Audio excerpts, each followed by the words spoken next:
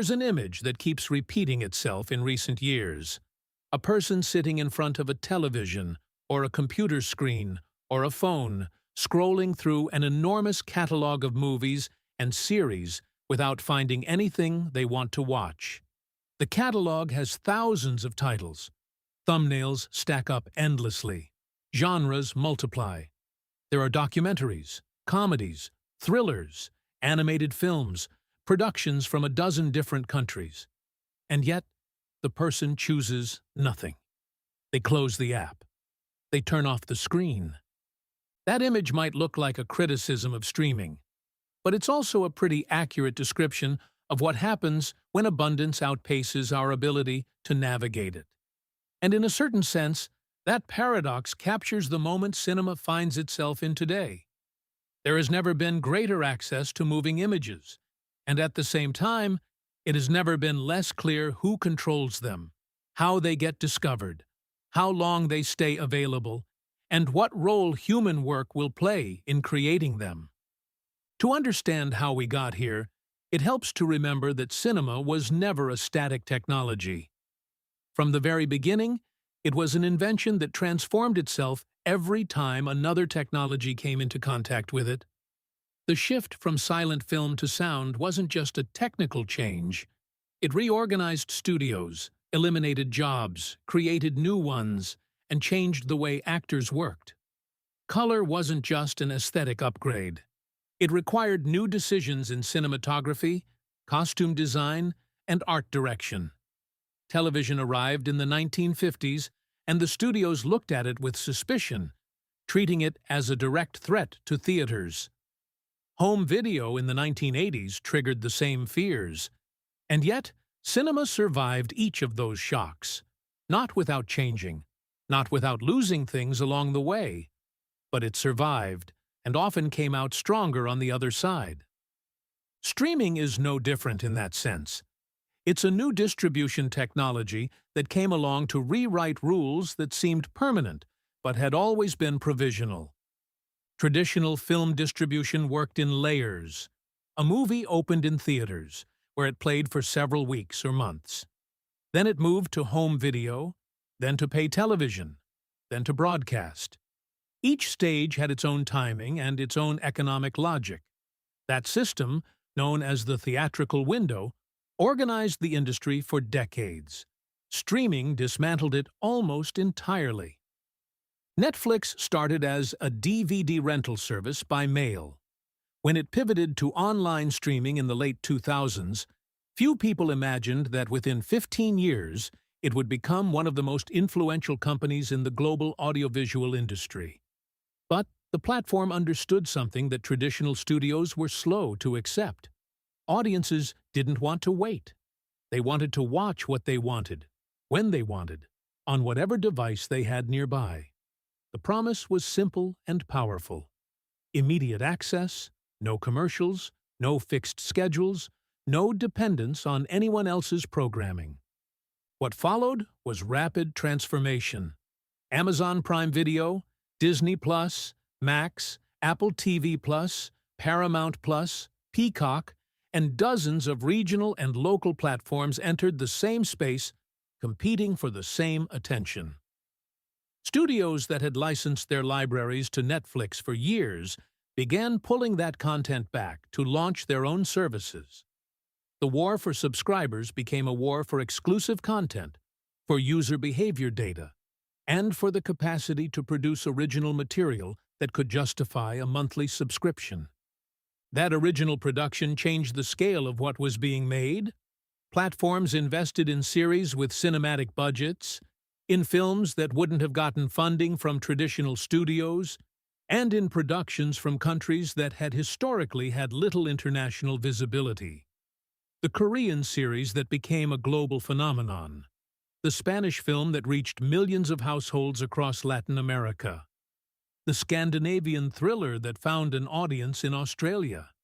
Those kinds of circulation were unimaginable under the previous distribution model. Streaming opened channels that the traditional market had never enabled, not for lack of talent, but for lack of access. But that same model brought problems that still don't have clear answers. Platforms don't publish their audience data with the same transparency as box office numbers. Decisions to renew or cancel a series depend on internal metrics that creators often never see. Titles that were available for years can disappear from a catalog without warning, either because a licensing deal expired, because the platform decided to restructure its offerings, or because the cost of keeping them wasn't worth it. The fragility of digital catalogs is a real cultural problem. Works that existed on a single platform can become inaccessible overnight, with no physical or public copy to preserve them. The pandemic of 2020 accelerated debates that already existed but hadn't yet reached a breaking point. With theaters closed for months, studios began releasing films directly on platforms, sometimes simultaneously with very limited theatrical runs, sometimes skipping the theater circuit entirely. Some of those decisions were framed as temporary. Others revealed that the industry was prepared to rethink the model permanently. Exhibitors responded with alarm. Festivals reinvented themselves with virtual editions. And audiences, who had already started migrating toward home viewing, found in lockdown one more reason to settle into that habit. When theaters reopened, the recovery was partial. Big franchises, cinematic events, and films designed for the big screen kept drawing crowds. But the casual moviegoer, the one who used to go to the theater as a regular midweek activity, found streaming a comfortable enough alternative. Theaters responded with a strategy built around differentiation. Premium screens, immersive sound systems, reclining seats, IMAX and Dolby experiences, a focus on the event over the routine showing. The idea was straightforward. If watching at home is good enough for catalog films, theaters have to offer something that can't be replicated in the living room. That tension is still unresolved. There's no definitive answer about what percentage of the audience will return to theaters on a regular basis, or how distribution models will coexist in the years ahead. What's clear is that streaming didn't kill the theatrical experience, but it did change its cultural position. The theater is no longer the only channel. It's one among several, and it has to justify why it's worth leaving home. While that dispute plays out, another frontier began to take shape.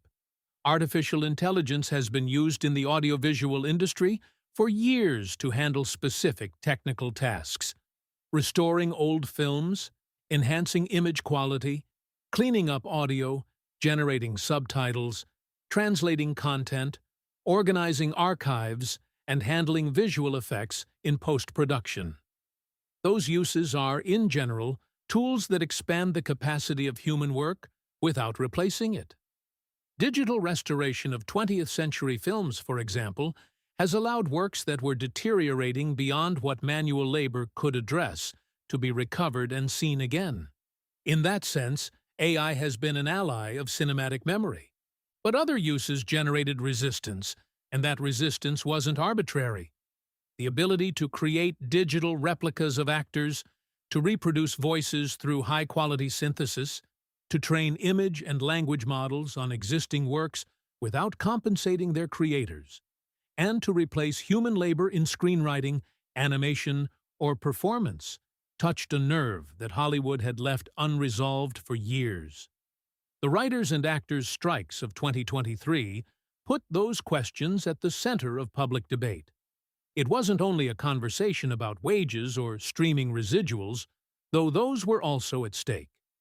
It was a question about who has the right to use a person's image, voice, and creative work, under what conditions, and in exchange for what. Studios and platforms saw in AI a way to reduce costs in areas of production that had historically been labor-intensive. Workers in the industry saw in that a direct threat to their livelihoods and to the possibility of building a career in film. Both positions had something valid in them, and neither was entirely honest about the limits of what the technology can and cannot actually do. Because AI can do many things, It can help pre-visualize scenes before shooting them, generate dialogue drafts that a writer then shapes, animate backgrounds, dub a film into dozens of languages in a fraction of the time, and analyze audience patterns to guide distribution decisions. But it cannot, at least not yet, replace the vision of a director, the instinct of an actor in a take, or the narrative judgment of someone who understands why a story matters and how to tell it in a way that lands with a real audience. Generative AI tools are very good at producing things that resemble other things. They are less good at producing something that didn't exist before. The real problem isn't just technological, it's a problem of power, of rights, and of culture. Who controls the AI models trained on decades of cinematic work? Who authorizes the use of a digital voice or likeness? Who receives compensation when that image or voice generates economic value?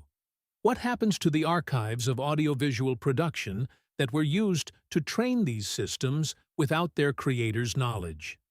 Those questions don't have technical answers.